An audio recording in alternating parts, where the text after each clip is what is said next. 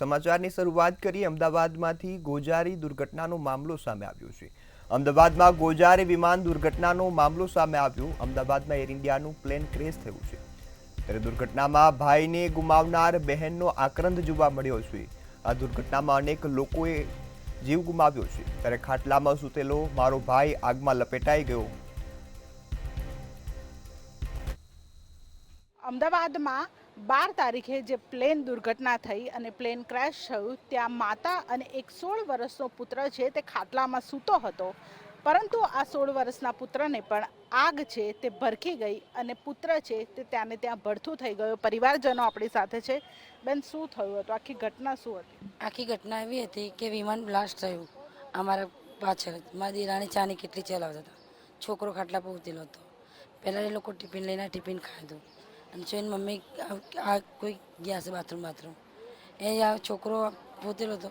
જેવું વિમાનનું પતરું આવ્યું એવું છોકરાના મગજમાં વાગ્યું, છોકરો બેહોશ થઈ ગયો। તેવી આગ ફૂટીને ડીકી પેલી બાગ ફૂટીને આગ તો છોકરાને લાગી ગઈ અને એની મમ્મી બચાવતી હતી પણ છોકરો ઉઠ્યો નાખ્યો। છોકરો ઉઠી જ નાખ્યો તો એની મમ્મી દાઝી ગયા તો એની મમ્મી દોડવા લાગ્યા, મારા છોકરા ગડુન બચાવો પણ કોઈ હતું જ નહીં બચાવવાનું, કોઈ હતું જ નહીં। તો બસ છોકરો બળીને ખાક થઈ ગયો, બધી રાખ થઈ ગઈ છોકરાની। એની મમ્મી બધી દાગી ગઈ છે, બધું વળી ગયું છે। એની મમ્મીને બી હાલ છે, કેમ કે એની મમ્મી અંતિમ સંસ્કારમાં બી નહીં આવી શકતી એવી હાલત છે એની મમ્મીની। ડોક્ટરો શું કહે છે? જવાબ શું મળે છે? કેમ કે 36 કલાક કરતાં વધારે સમય થઈ ગયો છે અહીંયા। નહીં હાલતા ડૉક્ટર અમને કશું આના કહેતા જ નથી, છોકરાની બોડી બી કંઈ આપતા નથી, હજુ કંઈ બોલતા નથી છોકરા।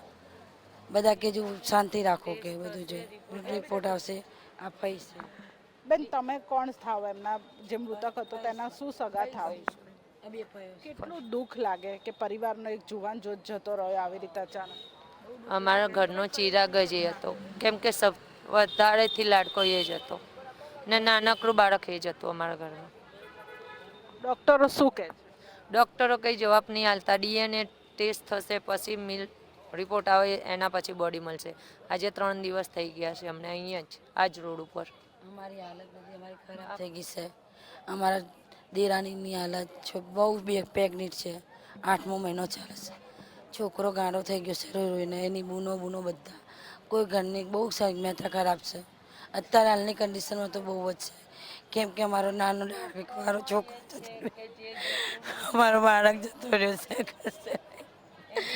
અમારું ઘર ફેમિલી એના વગર શું થઈ ગયું છે બેન?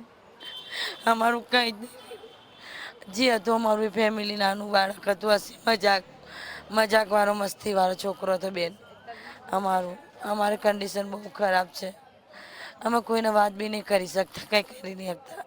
એટલે આ એ પરિવારનું દુઃખ છે। રડતી આંખે તેઓ કહી રહ્યા છે કે અમારું બાળક જતું રહ્યું। બાળક ક્યાં છે? ડોક્ટરો હજુ સુધી ડેડ બોડી પણ નથી આપી રહ્યા। 3 દિવસથી તેઓ અહીંયા છે, બેન છે તેની સાથે। બેન, એક ભાઈ જતો રહે, કેટલું દુઃખ થાય? દુઃખ થાય, કંઈ કહી નહીં શકતા એટલું દુઃખ થાય છે। અમે તેના આગળ જીવી બી નહીં શકાય। અમારા મામી બી બહુ કન્ડિશનમાં છે, એ કહી જ નહીં શકતા, એટલી કન્ડિશનમાં છે મારા મામીને। અમે એ જવાબ શું હાલશો કે તમારો છોકરો કહે છે કે નથી, અમે એમને જતાવ્યું બી નથી, કીધું બી નથી કે તમારો છોકરો છે કે નથી। એ તેમ જ કહે છે મને મારો છોકરો જ લાવી દો, કે અમે ક્યાંથી લાવી આપે એના છોકરા। અને મમ્મી શું કહે છે? એની મમ્મીએ કે મારો છોકરો ગડુને લાવી દો, એ ક્યાં છે? પણ અમે એને એ જ હશે કે ગડુ છે આઈસીયુમાં છે, એને પાટા બાંધે સાહેબ, એવું જૂઠું બોલીને એને સાથી આપી, નહીં તો એ સાંભળે તો એ બી મૃત્યુ થઈ જાય। એટલી એની હાલત ખરાબ છે, એટલે અમે એને કશું કહેતા નથી, પણ એની બેન એના ભાઈઓ બધા ગાંડા થઈ ગયા છે, કેમ કે એક જ લાડકવાળો હતો, બહુ સિરિયસ ખરાબ છે બેન।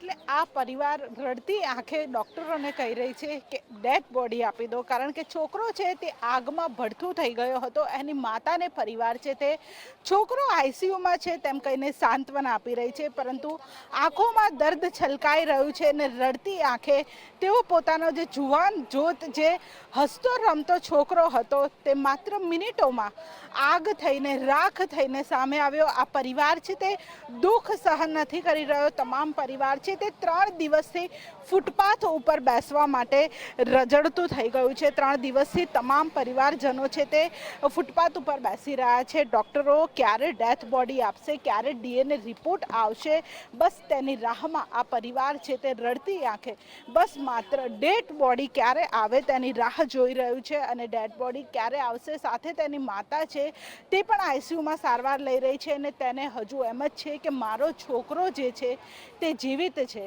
પરંતુ અફસોસ એ છે કે છોકરો છે તે આગમાં રાખ થઈ ગયો છે. કેમેરા પર્સન બિપિન અમીન સાથે કિંજલ બોરીસા, મંતવ્ય ન્યૂઝ, અમદાવાદ.